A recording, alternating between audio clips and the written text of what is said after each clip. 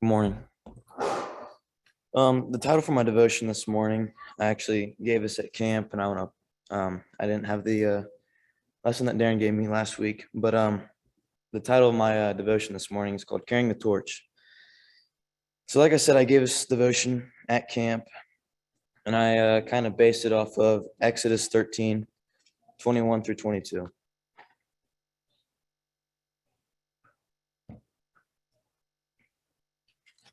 Exodus 13:21 through 22. This is the story of the pillar of the cloud and the pillar of fire. In 21 it says, "And the Lord went before them by day in a pillar of a cloud to lead them the way, and by night in a pillar of fire to give them light, to go by day and night. He took not away the pillar of the cloud by day, nor the pillar of fire by night from before the people."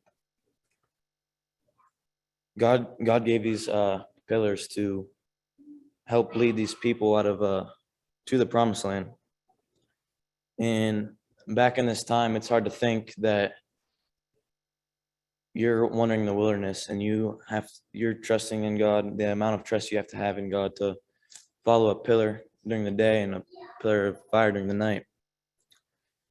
And it still bizarres me as I go through this chapter every time I read it. And the next verse I'd like to read is John 13:15.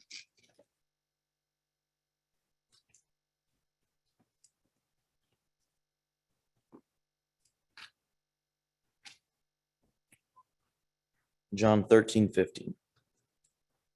And it reads, "For I have given you an example that you should do as I have done to you." Here in 15, Jesus tells us that he led the way. He gave the ultimate example for us and as Christians. And then that we have to carry the torch and carry on his word and help spread the word of the gospel. We can be leaders in just about anything that we do. Sports field, church, we can be in school. I gave an example even at camp, leading cleanup at the cafeteria. And it definitely takes guts. It takes stepping out of your comfort zone to spread the gospel, especially in today's world, because you don't know what people are going to throw at you. You don't know what's going to happen. You just got to trust in God and believe that what you're doing is right, and it is right. John 7:1. Just to kind of back up that point. After these things, Jesus walked in Galilee, for he would not walk in Jewry, because the Jews sought to kill him. Jesus, going through his lifetime, every step he took, people wanted to kill him. They wanted to get rid of him just because of God's plan, and nobody else believed in him except for his people. And the amount of courage and trust you have to have in God to take upon that that way to lead and to convert all these people into God's people. 1 Peter 5:2 through 3 be my next verse.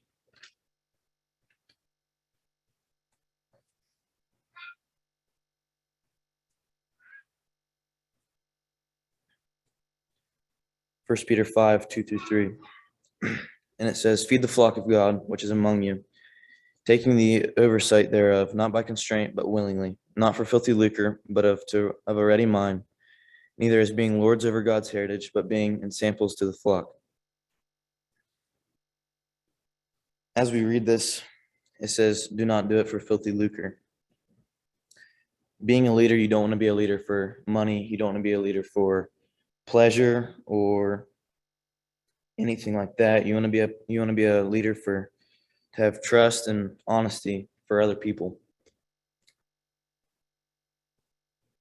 Even if it gets you a good reputation for that certain group of people, you don't want to do that, because it's not right in God's eye.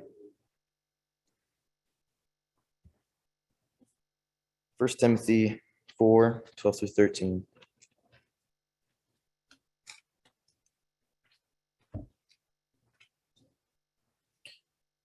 Let no man despise thy youth, but be thou an example of the believers in word and conversation and charity and spirit and faith and purity.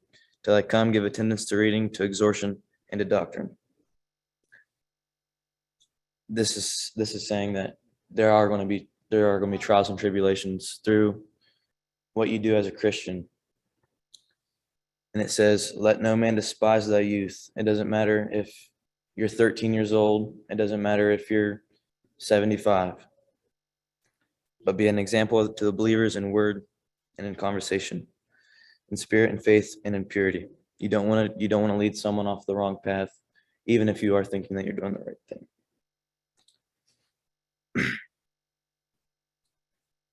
And the last verse that I'd like to close in is 1 Peter 5:4.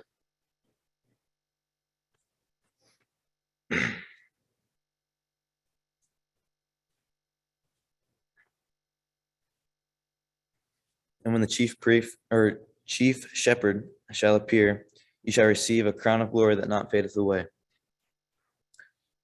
As it says in verse 4, we will receive the crown that doesn't fade away.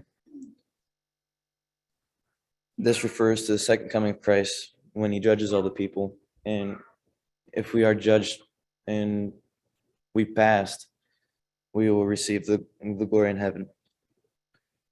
But after I gave this devotion, I had Brother Sam Fields lead a song in the cabin. And the song was Each Step I Take. It opens with Each step I take, my Savior goes before me. In his loving hand, he leads the way. So even if we don't think we're leading, and as long as we stick to the word and what Jesus has taught us, then we're definitely on the right path. And then in part of the ending, it says, I trust in God no matter what comes my way. Our trust and faith in God has to be strong to be able to lead others in the right path and in the right way. Also in the right mind. So in conclusion, God tells us to be leaders, not only for our own good, but to serve him. As we leave today and we go back into our week until Wednesday, I'd like to put this in the back of your mind to always strive to be those pillars. At work, you can be the pillar of light, pillar of the cloud, just to help lead the people and keep them on the straight and narrow.